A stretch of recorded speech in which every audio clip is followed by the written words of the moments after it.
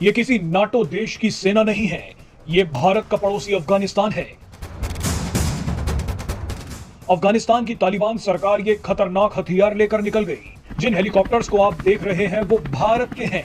ये बख्तरबंद गाड़ियां और टैंक अमेरिका के हैं।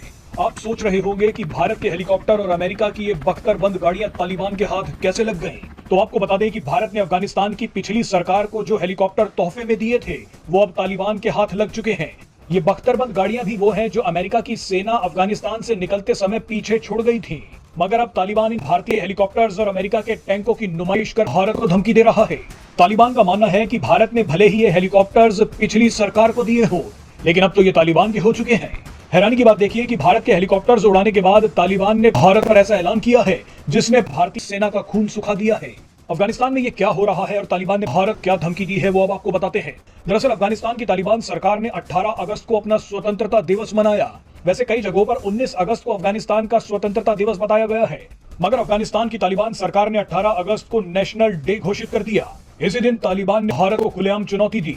चुनौती देने से पहले तालिबान ने भारत को अपने हथियारों के दर्शन भी करवा दिए। तालिबानी लड़ाके बरगाम एयर बेस पर टैंकों और बख्तरबंद गाड़ियों पर सवार होकर परेड निकालते दिखे।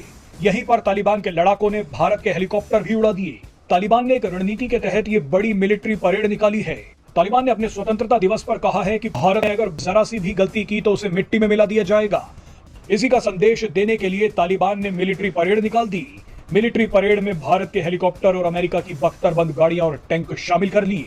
तालिबान के इन हथियारों को देख भारत अपनी औकात में रहेगा। अस्सलामुअलैकुम दोस्तों, अफगानिस्तान के पास अमेरिकन बहुत ज्यादा हथियार है, लेकिन इस बार परेड में उन्होंने इंडियन हथियार सामने किए हैं और इंडिया को एक तरह से पैगाम दिया है कि अगर ज्यादा उछलोगे तो तुम्हारे हथियार ही तुम पर इस्तेमाल करेंगे। दोस्तों ये कौन से हथियार हैं? ये वो हैं जो अशरफ गनी को दिए गए थे भारतीय मोदी हुकूमत की जानिब से। अब देखें कि ये हथियार भी करोड़ों रुपए के हैं जो भारतीय भूखे भारतीयों का पेट कार कर दोस्तों खरीदे गए थे और फिर इन्हें साजिश करने के लिए अफगानिस्तान भेजा गया था। तालिबान को मारने के लिए असल में कहा जाए तो अफगानिस्तान भेजा गया था। ये हथियार क्यों गए थे? क्योंकि अशरफ गनी की जो फौज थी वो तालिबान से लड़ रही थी और ये हथियार दिए गए थे ताकि अशरफ गनी की फौज तालिबान का सफाया कर सके। अब ये तालिबान के हाथ लग चुके हैं और तालिबान चीख चीख कर कह रहा है कि वो हथियार जो तुमने हमें मरवाने के लिए दिए थे आज हम वो तुम पर ही इस्तेमाल करेंगे और तुम्हें ही ठिकाने लगाने के लिए ये हथियार भी हमारे काफी हैं। उन्होंने दोस्तों अपनी परेड में सारे हथियार शो किए हैं जो सारे मेड इन इंडिया है। आप ये कह सकते हैं कि इंडिया के तो नहीं है, लेकिन टेक्नोलॉजी किसी और मुल्क की होती है। इंडिया तो अपने मुल्क में एक बुलेट तक नहीं बना सकता, सारे रशियन ही होते हैं। लेकिन यहाँ पर इंडियन टैग के साथ जब ये हथियार सामने आए हैं तो पूरे भारत की नींदें हराम हो गई हैं। भारतीयों को तो पता ही नहीं था कि इनकी हुकूमत अंदर अंदर से अशरफ गनी को हथियार बेच रही थी। करोड़ों डॉलर के हथियार जो रूस से या फिर अमेरिका इसराइल से खरीदे गए थे, भीख मांग मांग कर खरीदे गए थे, वो मोदी सरकार ने अफगानिस्तान को फ्री में दे दिए थे ताकि वो तालिबान का सफाया कर सके। तालिबान का सफाया तो नहीं है, वो तो वहीं पर मौजूद है, लेकिन हथियार उनके अब तालिबान के हाथ लग चुके हैं और तालिबान अब खूनख्वारी में कह रहे हैं अब तुम्हें छोड़ेंगे नहीं, तुमने हमें मरवाने के लिए हथियार दिए थे, अब ये हथियार तुम पर ही इस्तेमाल करेंगे।